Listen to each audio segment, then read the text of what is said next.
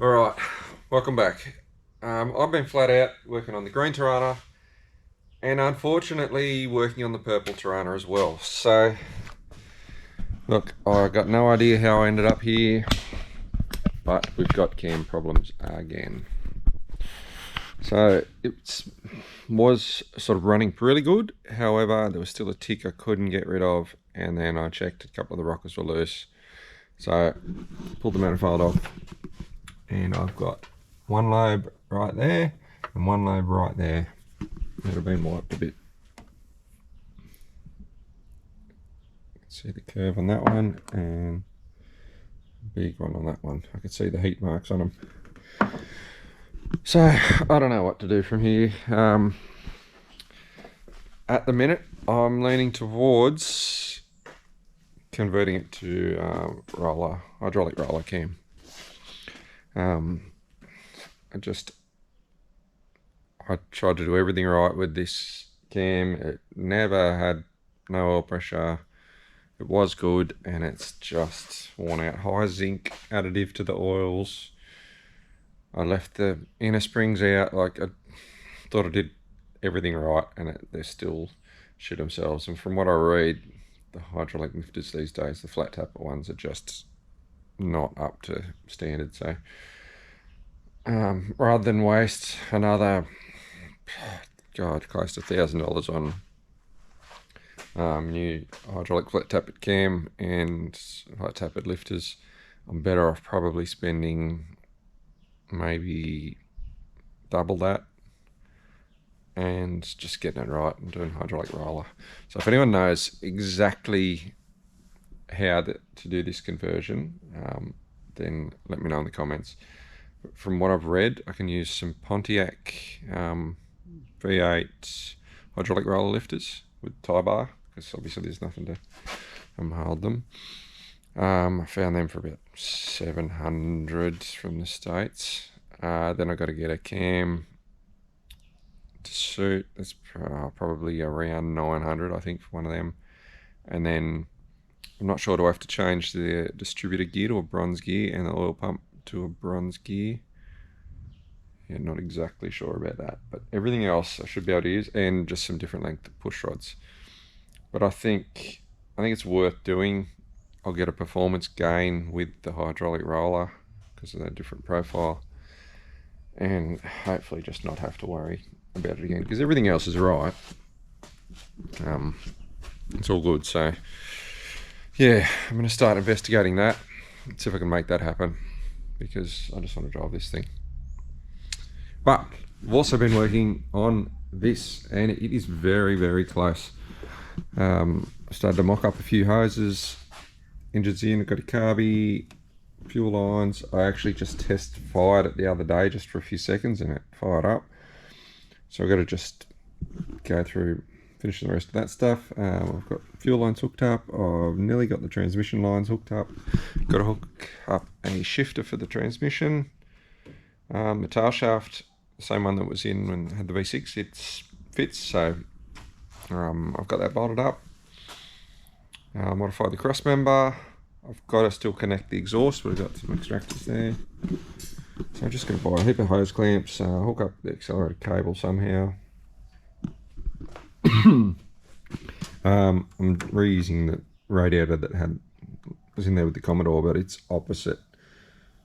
So I've spun that around to make that work, but then with this other hose I've got to curl it down and under and back, so I'll make that work. I think I'm going to use some of this tube to make that happen. So yeah, that's really close. My mum was actually here today, and I let her have a sit in the car yesterday. And where are these books? So these are the old books in amazing condition from that dad bought this brand new. So here we go, these perfect condition books. And yeah, there's my dad, Tasman Robert O'Hara and Patricia Francis O'Hara, 28th of Feb 1975. So that's this car. The original receipts in here as well. Let's see how much Holden 1 tonner, that's what they traded in to get this car. So here's the Torana. So 3,941, and then you got registration 118 or something. So $4,060. They traded in the 1 tonner for 2.5 and paid $1,460 changeover. So that was in 28th of Feb 1975, and it's been in the family ever since. So I am very excited to get this back on the road. It's 50 years old next year. So yeah, pretty cool. And all these have the receipts and books and stuff. Nice. Yes, I've been hard on that, and I've also been working on the Convict. So I'm changing over to a proper 8mm blower pulley belt setup. That was just an old idler I had, and I'm waiting on one for there. It's getting delivered, and a belt, so that should be all good. I've done some mods, pulled the radiator out of the front, made these pipes, and made some hard pipes that went all the way down there.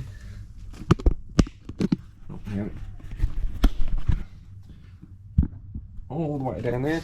She's going to hold about 12 litres of water now. And at the back here,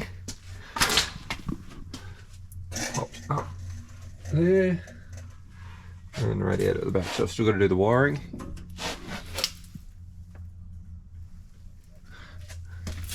So yeah, that's going to be exciting to get that going again. And I've done obviously all the front end. So there's the new brakes, shocks, springs, and yeah, there's that pulley. So I'm hoping I won't have any issues with belt coming off anymore. And I also got a proper 10A belt for this. I had a 13A on it, it was too wide and it used to sit up out, so I'm hoping that won't jump off either. And I put another little brace, braced it all up so it doesn't flex at all. So yeah, making a fair bit of progress. So what is it now? Mid-August, September, so I've got about 6 weeks till chopped, so that's going to be going. I'll have that going before then.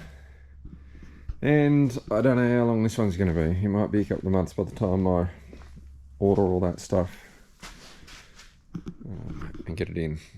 And it's just hard to, when you've got all these projects you're spending money on, it's hard to justify spending a couple of $1,000 getting that going again. But if I don't, it just sits there. So it's just one of them things.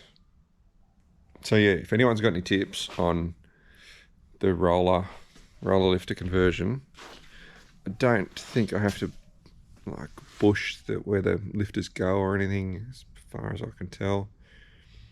Yeah, I'm just done with the flat tappet thing. It's not worth risking another $1,000 for it to last, you know, potentially a few hours or a few weeks. Yeah, so that's where I'm at. Gonna keep working on this today. Try and get it fired up just so Mum can hear it and see it run. But yeah, thanks for watching.